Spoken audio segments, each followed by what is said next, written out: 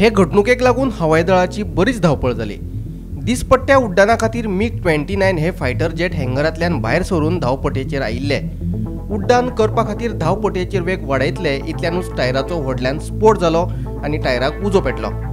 उपरांत हवाई दळान धाव मारून उजो नियंत्रणांत हाडलो। ह्या प्रकाराक लागून दाबोळी विमानतळाची धावपट्टी कांय वेळा खातीर बंद दवरिल्ली।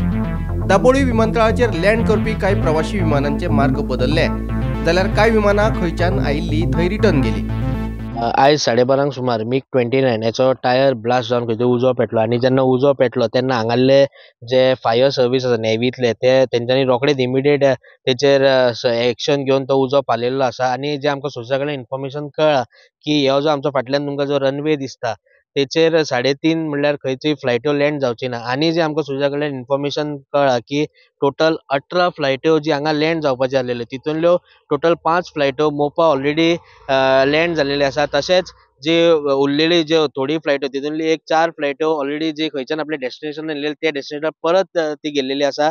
आनी जी उरलेल्यो फ्लायट्यो आसा ती हांगा डिले जाल्लेली आसा। ती 3:30 मागीर जावन हांगा लँड जातली। वास्कोच्यान गोमंतक टीव्ही खातीर शुभम तियोजी।